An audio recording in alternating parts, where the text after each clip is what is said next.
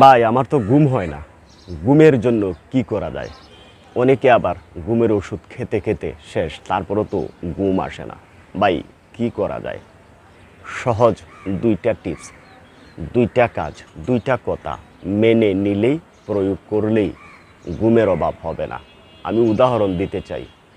রিক্সা driver, van driver, ঠেলা driver, তাদের কি ঘুম হয়? ঢাকা শহরে যারা আছেন আপনি দেখবেন আশেপাশে 6.5 লক্ষ লোক রাস্তায় বস্তা মুড়িয়ে শুয়ে থাকে। আশেপাশে গাড়ি ঘোড়ার শব্দ আছে, চিল্লাচিল্লি আছে, বিকট শব্দ, তারপরও তাদের ঘুম হয়। কারণ কি আপনাকে খুঁজে বের করতে হবে। তার দুই পাশ দিয়ে হাজার হাজার গাড়ি যাচ্ছে, তার ঘুমের কোনো ব্যাঘাত ঘটছে না। আর আপনার ঘরের মধ্যে এসি আছে, আপনার ঘুম হচ্ছে না। তার কারণ কিন্তু দুইটা কারণেই আপনার ঘুম আসতেছে না, দুইটা কারণেই আপনার ঘুম হচ্ছে না।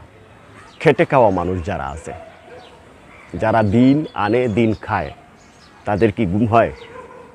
তাদের কাছ থেকে ঘুমের পরামর্শ নেবেন যে ভাই আপনি রাতে খাওয়ার পরে কয়টায় ঘুমান, কিভাবে ঘুমান, তারা আপনাকে টিপস দিয়ে দিবে। প্রযুক্তির যুগ, ইউটিউব, এর মধ্যে একটু চার্জিং দিলেই কিন্তু সকল সমস্যার সমাধান পেয়ে যাবেন। যারা মুত্তাকি আল্লাহওয়ালা, এমন বেশ কয়েকজন ডাক্তার আমি দেখেছি, আপনারাও দেখেছেন। তাদের কাছ থেকে তাদের ভিডিওগুলি আপনারা দেখে থাকবেন এবং তাদের কাছ থেকে কিন্তু আমি অনেক স্টাডি করি। তাদের বিষয়গুলি কিন্তু আমি মনোযোগ সহকারে শুনি। যেমন আমি বলে দেই, ডক্টর জাহাঙ্গীর কবির এবং আব্দুল্লাহ মোহাম্মদ জাহাঙ্গীর, যিনি আল্লাহ তাআলা তাকে জান্নাতুল ফেরদাউস নসিব করুন, আব্দুল্লাহ মোহাম্মদ জাহাঙ্গীরের প্রত্যেকটা কথা আমি হৃদয় থেকে, আমি মন থেকে উপলব্ধি করি। তাহলে আজকে আমরা কি জানবো যে মাত্র দুটা কাজ করে আমরা সুন্দরভাবে শান্তিপূর্ণ ঘুম এর অভ্যাস গড়ে তুলতে পারি। দুইটা কাজ কি? এক নাম্বার হচ্ছে আপনার মনের মধ্যে শান্তি থাকতে হবে। পেরেশানির মধ্যে থাকা যাবে না, হতাশার মধ্যে থাকা যাবে না, দুশ্চিন্তার মধ্যে থাকা যাবে না। বিছানায় যখন যাবেন তখন পজিটিভ কিংবা নেগেটিভ কোনো কিছুই আপনার মস্তিষ্কে গ্রাস করতে পারবে না। ঘরটাকে একেবারে অন্ধকার করে দিবেন। রাসূল সাল্লাল্লাহু আলাইহি ওয়াসাল্লাম বলেছেন, তোমরা রাতে যখন ঘুমাও তখন ঘরটাকে কবরের মতো করে দিও। কবরের মতো করে দিও মানে কি? এতটা অন্ধকার করে দিও। তাহলে আপনার সারা শরীরের মধ্যে যত ধরনের রোগ আসার কথা সব ভ্যানিশ হয়ে যাবে, ত্বকের লাবণ্য বেড়ে যাবে। 2 নম্বর ফর্মুলা কি? আপনাকে ব্যায়াম করতে হবে, শারীরিক পরিশ্রম করতে হবে।